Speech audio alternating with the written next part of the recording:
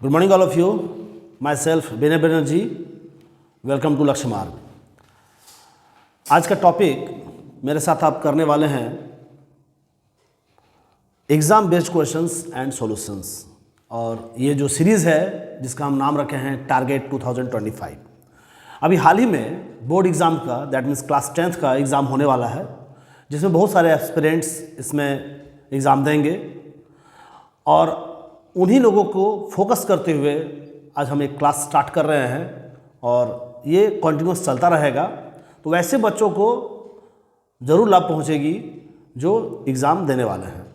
I hope, देखिए exam में होता क्या है कि बहुत सारे स्टूडेंट्स डाउट रहता है कि कैसे एग्ज़ाम में क्या क्लिक करें नहीं करें। अभी जैसे एग्ज़ाम का पहले तो कुछ क्वेश्चन का मोड अलग था, आजकल पैटर्न चेंज हो गया है।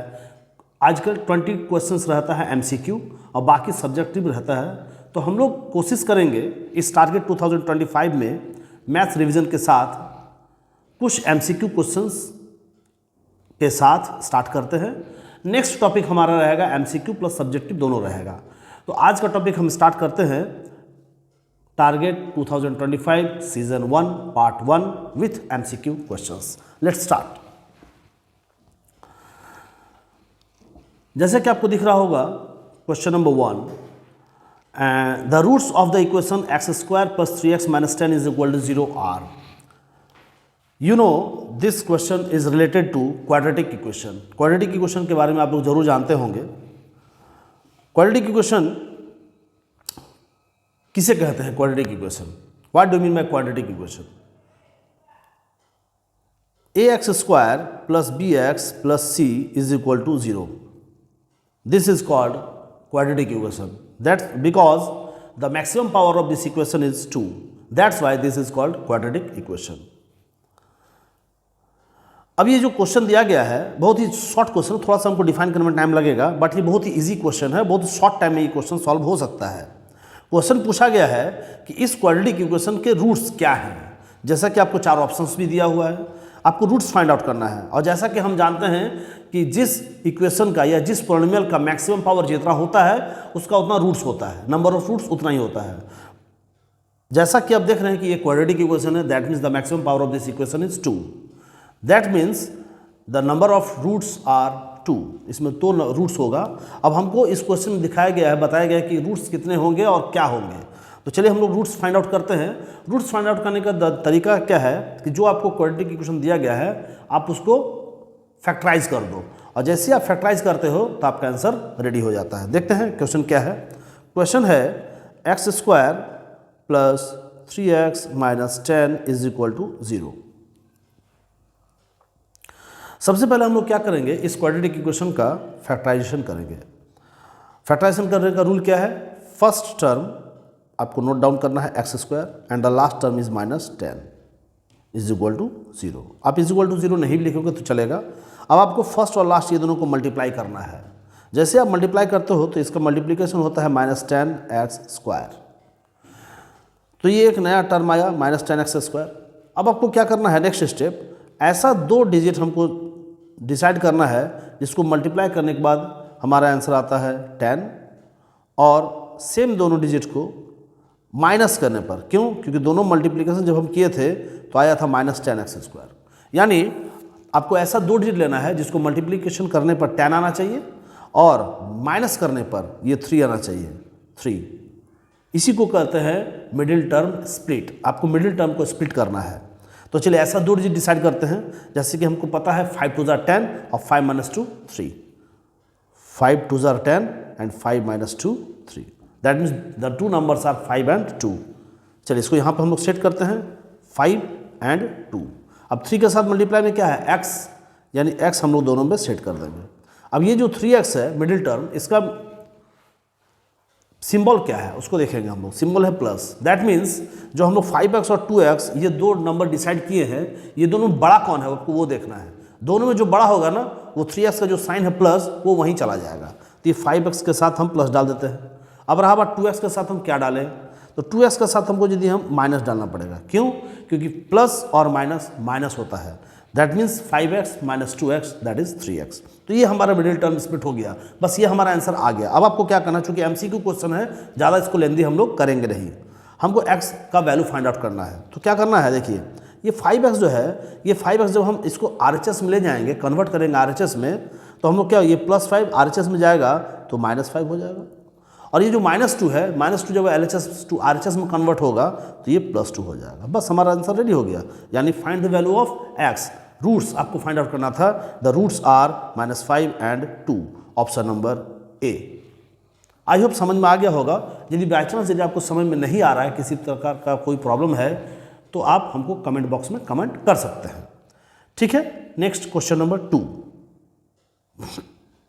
देखिए अभी क्वेश्चन आया, the next term of the AP √6, √24, √54 is what.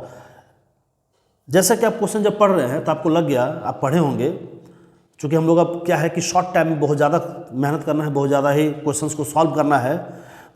तो ये चैप्टर पढ़े हैं पहले, ये चैप्टर अरिथमेटिक प्रोग्रेशन लेसन 5 से है। तो अरिथमेटिक प्रोग्रेशन का रूल्स आप जानते ही होंगे कि क्या है रूल्स। तो बहुत ज़्यादा हम रूल्स को डिस्क्राइब नहीं करते हैं, बस इस क्वेश्चन में क्या रूल है बस उसको फोकस करना है। The next term of the AP is, एक AP दिया हुआ है, आपको इसका नेक्स्ट टर्म फाइंड आउट करना है। In this AP there are 3 terms, √6, √24, √54। We will have to find the 4th term of this AP। Okay, next term देखते हैं। देखिए फर्स्ट टर्म क्या है, √6, इसको आप लिखिए √6। नेक्स्ट टर्म क्या है, √24। Next term is √5 4। अब चलिए √6, इस √6 को हम लोग क्या करते हैं, फैक्टराइज करते हैं। मत करिए फैक्टराइज, क्योंकि नेक्स्ट जो हमारा 24 है वो फैक्टराइज होगा। देखिए कैसे, 24 को हम करते हैं तो 2 2 जार 4, 4 2 जार 8, 3 जार 24 √। अब देखिए रूट का मतलब क्या होता है, कोई भी डिजिट अंदर में, कोई भी डिजिट रूट के अंदर यदि 2 बार रिपीट है, 2 का 1 बाहर निकलता है। देखिए 2 का 1 बाहर निकल गया, अब रूट के अंदर क्या रह गया, 6। दैट्स मीन यहाँ एक √6 आया, ये भी एक √6 आया। अब √54 को हम फैक्टराइज करते हैं, 2 2 जार 4, 4 3 जार 12, 3 जार 36। ठीक है,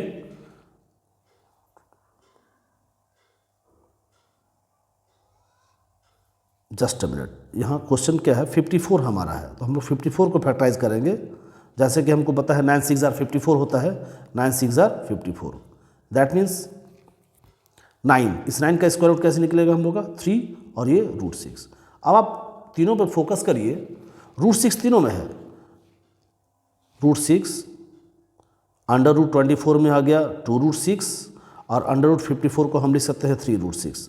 that means next term is √6, 2 √6, 3 √6, next term is 4 √6 and this is my answer 4 √6। अब ये जो आपका ऑप्शन है ये 4 √6 के फॉर्म में तो है नहीं। अब हम लोग क्या करेंगे, 4 को अंदर ले जाएंगे। जैसे कि आपको हम बताएं कि कोई भी डिजिट रूट के अंदर 2 रहा तो 2 का 1 बाहर निकलता है। उसी तरह जब बाहर 1 है तो उसको जैसे हम रूट के अंदर डालेंगे तो वो 2 में कन्वर्ट हो जाएगा। That means 4 × 4 × √6, 4 4 = 16, 6 jar 96। This is your answer, option number 2। I hope समझ में आ रहा होगा आपको।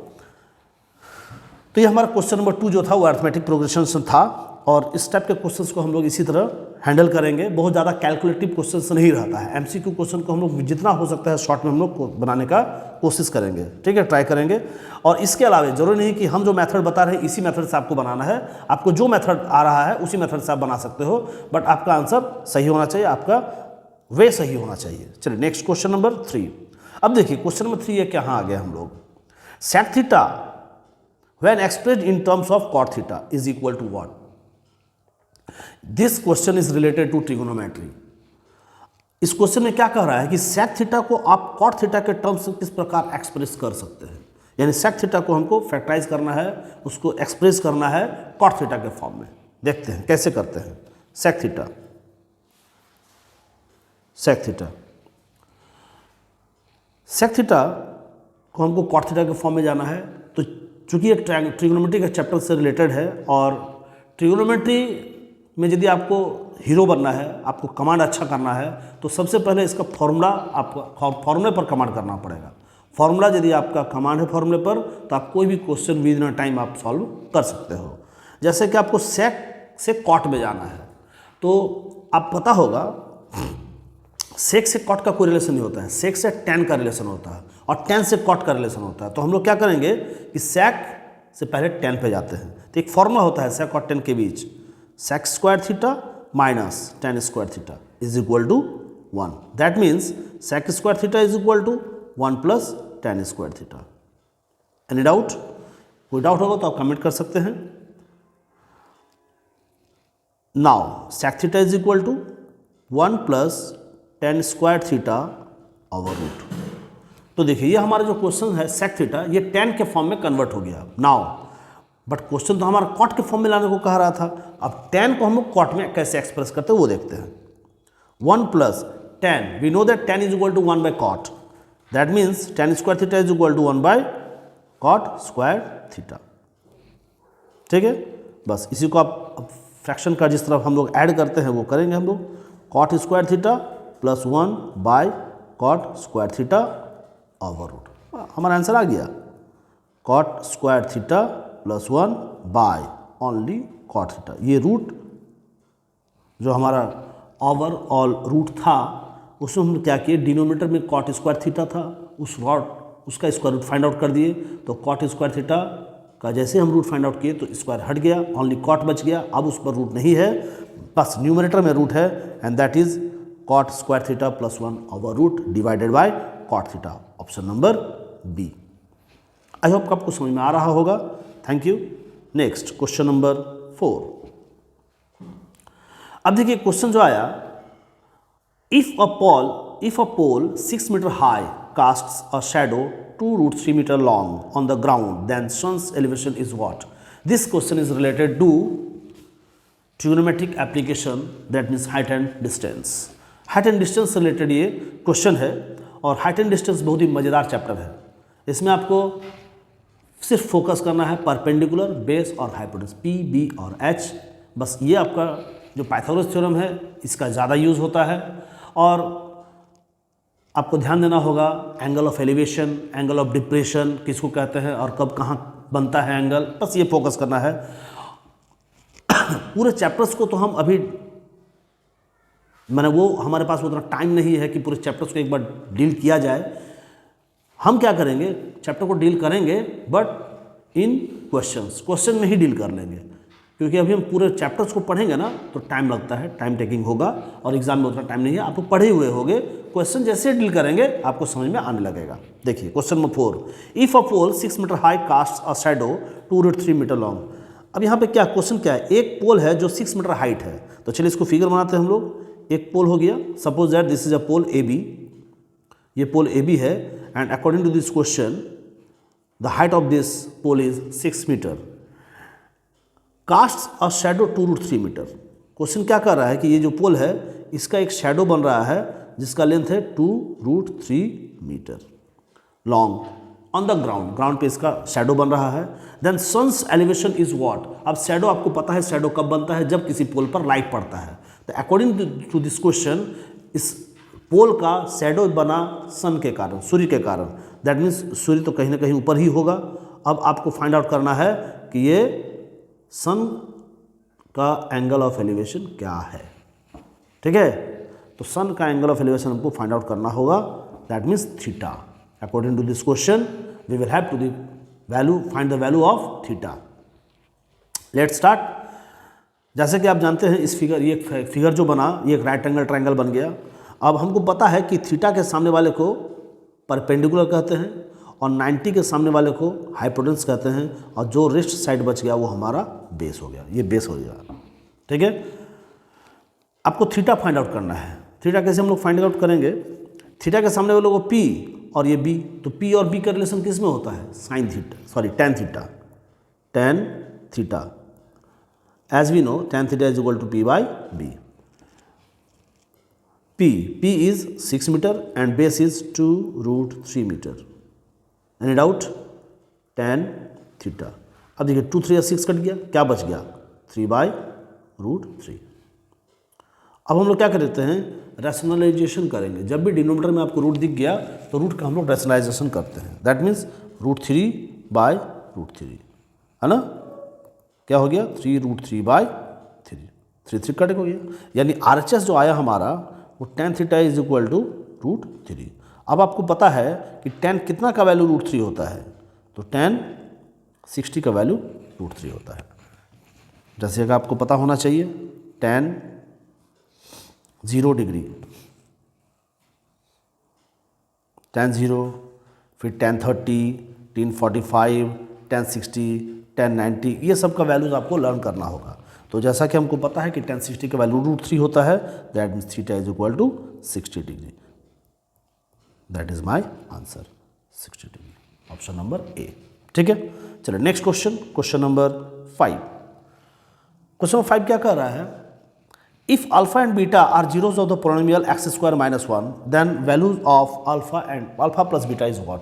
देखिए फिर एक क्वेश्चन आ गया जो क्वाड्रेटिक इक्वेशन से रिलेटेड था। एक क्वेश्चन नंबर 1 में हम लोग, शायद क्वेश्चन नंबर 1 ही था हमारा, जिसमें हम लोग कैलकुलेट किए थे क्वाड्रेटिक इक्वेशन से, चैप्टर से। फिर से एक क्वेश्चन आ गया क्वाड्रेटिक इक्वेशन का। क्वेश्चन कह रहा है कि जो पोलिनोमियल है x² - 1, इसके दो जीरोज हैं, दो रूट्स है alpha and beta. We will have to find the value of alpha plus beta. दोनों रूट्स का सम आपको फाइंड आउट करना है। First of all we will have to find zeros, that means alpha and beta का value आपको find out करना है। तो चलिए देखते हैं, x² - 1, this is a quadratic equation. Alpha और बीटा का वैल्यू आपको फाइंड आउट करना। Suppose that x² - 1 is equal to 0, this is polynomial and this is called equation. x² - 1 is equal to 0, zeros find out करना है। That means क्या, आपको x का value find out करना है ना, सॉल्यूशन फाइंड आउट करना है। Then we can write x² is equal to 1 and x is equal to √1, then x is equal to ±1। That means हमारा अल्फा और बीटा निकल गया, एक अल्फा हो गया +1 और बीटा हो गया -1। There are roots of this equation. Yes, answer हमारा रेडी है। क्वेश्चन क्या था, alpha plus beta find out करना था, alpha plus beta. That means alpha is 1 plus beta is -1। Now अब सम कर दो इसको, +-1 0, answer option number 2। MCQ question तो बनाने के लिए आपको टेंशन लेने की जरूरत नहीं है, बट चैप्टर का थोड़ा सा आपको फंडामेंटल जानना पड़ेगा। वो प्रैक्टिस पर डिपेंड करता है। प्रैक्टिस करते रहिए और मेरे साथ जुड़े रहिए। मेरे साथ जुड़े रहेंगे तो आपको बहुत फायदा होगा। किसी प्रकार का कोई किसी भी क्वेश्चन में डाउट होता है तो आप कमेंट बॉक्स में कमेंट कर सकते हैं। नेक्स्ट सेशन में हम उसको फिर डील कर देंगे। ठीक है, question number 6, what is the area of semi circle of diameter d। अब देखिए सेमी सर्कल का बात किया गया। चलिए सेमी सर्कल हम लोग पहले बनाते हैं। क्या है सेमी सर्कल? ठीक है, ये आपको सेमी सर्कल दिख रहा होगा स्क्रीन पर। क्वेश्चन कह रहा है what is the area of semi circle of diameter d। अब डायमीटर d दिया हुआ है, ये d दिया हुआ है डायमीटर। ठीक है, यानी हमारा आंसर d के फॉर्म में आएगा। एरिया ऑफ सेमी सर्कल, देखिए एरिया ऑफ सर्कल फॉर्म में क्या होता है, एरिया ऑफ सर्कल, पहले सर्कल के बारे में जान लेते हैं और उसके बाद एरिया ऑफ सेमी सर्कल के बारे में जानते हैं। एरिया ऑफ सर्कल होता है πr²। अब सेमी सर्कल मतलब half, that means 1/2 πr², 1/2 πr²। बस हमारा आंसर यही था, 1/2 πr² आपको फाइंड आउट करने को कहा है। 1/2 को आप एज इट इज रखिए, पाई को आप एज इट इज रखिए, क्योंकि ऑप्शन को थोड़ा सा ऑप्शन भी देख कर चलना पड़ेगा। ऑप्शन में देखिए पाई एज इट इज है तो आपको पाई का वैल्यू को एज इट इज रखना पड़ेगा। R means d/2 whole square, because question को आपको जो आंसर देना था वो डी के फॉर्म में ही देना है, इसलिए हम आर का तो कोई वैल्यू सेपरेट दिया हुआ नहीं है। आर को हम लिख सकते हैं d/2 के फॉर्म में। अब करेंगे क्या, 1/2 पाई d² दैट मीन्स 4। अब आप कैलकुलेट कर लो, पाई d², ये मल्टीप्लाई कर दिए, 1/4 2 = 8, दैट्स योर आंसर। ठीक है, question number 6 complete. Question number 7, the distance of the point -6 8 from origin. अब देखिए यह क्वेश्चन जो है ये हमारा लेसन 7 कोऑर्डिनेट ज्योमेट्री से आ गया। ये क्वेश्चन कोऑर्डिनेट ज्योमेट्री बहुत देर बाद मिला ये चैप्टर हमको। चलिए पहली बार मिला ये कुछ चैप्टर। अब आते हैं ऑरिजिन। पहले ऑरिजिन के बारे में समझते हैं कि क्या है। सॉरी, किसी कार्टेशियन प्लेन पर दो लाइन ड्रॉ किया जाता है, एक हॉरिजॉन्टल लाइन और एक वर्टिकल लाइन। दो लाइन ड्रॉ करते हैं हम लोग, और जब ये हॉरिजॉन्टल लाइन को हम लोग कहते हैं X axis, vertical line is Y axis. जब किसी कार्टेशियन प्लेन पर एक्स एक्सिस और वाई एक्सिस ये दोनों ड्रॉ करते हैं तो ये दोनों ही एक्सिस किसी न किसी पॉइंट पर कटता है and this intersecting point is called origin. यही हुआ हमारा origin. It is denoted by O and the coordinate of origin is 0 0। The coordinates of origin are 0 0। ठीक है। अब क्वेश्चन क्या था, the distance of the point -68। देखिए एग्जाम में जब इस टाइप का क्वेश्चन पूछेगा आपको फिगर बनाने की जरूरत नहीं है। ये जो हम फिगर बनाए हैं आपको सिर्फ समझाने के लिए बनाए कि ऑरिजिन का कोऑर्डिनेट्स क्या होता है। तो ऑरिजिन का कोऑर्डिनेट्स होता है 0 0, जैसा कि आप फिगर में भी आप देख रहे हैं। तो आपको इस चैप्टर में को सॉल्व करने के लिए इस टाइप का फिगर बनाने का कोई ज़रूरत नहीं है। हमने आपको सिर्फ फिगर बनाकर समझाया कि ऑरिजिन का कोऑर्डिनेट्स क्या होता है वो दिखाने के लिए। Now the question is the distance of the point -68 from origin. That means distance formula आपको जानना चाहिए। Distance formula, as do you know distance formula? Distance formula x2 - x1 whole square, x1 whole square plus y2 - y1 whole square over root.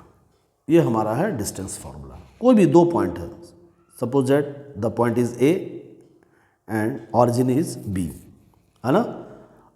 हम इसको indicate करते हैं x1 y1 से और ये हो गया x2 y2। जैसा कि हमको पता है कि किसी भी कोऑर्डिनेट का, किसी भी पॉइंट्स का कोऑर्डिनेट एक्स वाई होता है, तो क्वेश्चन में यहाँ -68 दिया हुआ है और ये 0 0 दिया हुआ है। ठीक है। अब हम क्या करेंगे, डिस्टेंस फॉर्मूला पे अप्लाई कर देंगे। That means -6 - 0 whole square plus 8 - 0 whole square over root. 0 मतलब आपको 0 को भूल जाना है। -6 का square 36, 8 square 64, that means 100 over root and that is your answer, option number D. ठीक है। आई होप आपको समझ में आ रहा होगा। आते हैं question number 8। In the given figure P Q is a tangent. देखिए अब ये क्वेश्चन जो है ना circle and its tangents chapter से आ गया। P Q is a tangent, sorry, P Q is a tangent to the circle with centre O if angle O P Q is equal to x। In the given figure, figure में आप देख सकते हैं O P Q, ये x दिया हुआ है, P O Q ये y दिया हुआ है, देन x प्लस वाई। आपको x और y का वैल्यू फाइंड आउट करना है। देखिए एक थ्योरम है, आप लोग जानते होंगे, radius is perpendicular to the tangent. Radius is perpendicular to the tangent. According to the question P Q is a tangent and O Q is radius, है ना। दैट मीन्स ये हो गया हमारा 90 degree according to theorem. Angle P Q O is equal to 90 degree. In triangle O Q P, angle sum property rule क्या होता है? Sum of all angles of a triangle is 180 degree. किसी triangle में जितने भी angles होते हैं, that means there are 3 angles in a triangle. अब ये तीनों एंगल्स को जब आप ऐड करते हो तो एंगल सम प्रॉपर्टी रूल क्या कहता है कि ये तीनों का ऐड 180 होगा। That means x plus y plus 90 is equal to 180। x plus y is equal to 180 minus 90 and that is 90 degree. x plus y is equal to 90 degree. This is your answer. Question number 8 clear. Question number 9. In the given figure, TA is a tangent. This is also related to circle. In the given figure, TA is a tangent to the circle with center O, such that OT 4 centimeter, OTQ 30 degree. Then the length of TA is what? देखिए यहाँ भी वही काम है, वही theorem यहाँ पे use कर रहे हैं। टी ए टेंजेंट है और ओ ए रेडियस है, जैसा आपको दिख रहा है ये radius, and we know that radius is perpendicular to the tangent. That means angle O A T is 90 degree. अब आपको यहाँ पे आप चले जाइए हाइट एंड डिस्टेंस चैप्टर पे। आपको यहाँ फाइंड आउट करना क्या है, T A. Height and distance chapter में आप चले जाएंगे हम लोग, है ना। जैसे आप हाइट एंड डिस्टेंस चैप्टर में जाते हो तो यहाँ जो 30 डिग्री दिया हुआ है इसको आप थीटा मान लो। थीटा के सामने वाले को ये पी कहते हैं हम लोग, ये 90 के सामने वाले को एच कहते हैं और ये बी। तो हमारा क्वेश्चन क्या है, बी फाइंड आउट करना है। तो बी का फॉर्मूला क्या है, बी का वैल्यू क्या है, कुछ नहीं, ये बी फाइंड आउट करना है और एच दिया हुआ है, यानी बी फाइंड आउट करना है और एच दिया हुआ है। तो जैसा कि हम जानते हैं कि बी और एच का रिलेशन ओनली कॉस में होता है, यहाँ कॉस लगा देंगे। Cos theta is equal to B by H. Cos theta क्या है 30 डिग्री। बी आपको फाइंड आउट करना है, that is 80 and H is 4, H का वैल्यू 4 हो गया। cos 30 का वैल्यू चलिए देखते हैं। देखिए sine cos, sine 0 degree 0, sine 30 1/2, sine 45 1/√2, sine 60 √3/2, sine 90 1। बस इसी को रिवर्स करेंगे। cos 0 degree 1, cos 30 √3/2, cos 45 1/√2, cos 60 1/2, cos 90 0। हमको cos 30 चाहिए तो cos 30 का वैल्यू क्या हो गया √3/2, √3/2 80/4, 2 2 4 कट गया। अब क्रॉस मल्टीप्लिकेशन कर दो, 80 is equal to 2√3, that's your answer. I hope आपको समझ में आ रहा है। Question number 10, this is the last question in the series. Question क्या है, देखिए ये जो क्वेश्चन है ये हमारा ट्रायंगल से रिलेटेड हो गया। जैसे कि आप पढ़े होंगे थेल्स थ्योरम। थेल्स थ्योरम में क्या कहता है, थेल्स थ्योरम क्या कहता है, थेल्स थ्योरम, थेल्स थ्योरम कहता है in a triangle if a line is parallel to a side then sides are proportionally equal. If PQ is parallel to BC then we can write AP by AB is equal to AQ by AC, ऐसा हम लोग लिख सकते हैं। अब question क्या कर रहा है, PQ is parallel to BC, PB6, ये PB6 आपको दिया हुआ है, AP4, AQ8, find the value of AC, ये आपको AC फाइंड आउट करना है। मान लेते हैं सपोज दैट ये x है, तो आप एक काम करो, थेल्स थ्योरम का यूज़ कर लेते हैं हम लोग। जैसा कि हम अभी जस्ट फॉर्मूला लिखें, AP by AB AQ by AX, बस इसी को आप अप्लाई कर दो। AP by AB is equal to AQ by AC। AP क्या है 4, AB क्या हो गया 4 + 6 10, AQ क्या हो गया 8 और AC is equal to what, that is x। Cut कर दो, 4 2 8 कट गया, इसके ऊपर में 1 है, क्रॉस मल्टीप्लिकेशन करेंगे, x is equal to 20 centimetre. Thank you, आपको समझ में आ गया हो गया। तो फर्स्ट सीजन हमारा कंप्लीट, आई होप आपको समझ में आ गया होगा। फिर भी यदि कहीं कोई डाउट है तो आप कमेंट बॉक्स में कमेंट कर सकते हैं, नेक्स्ट क्लास में उसको हम डील कर लेंगे। Thank you.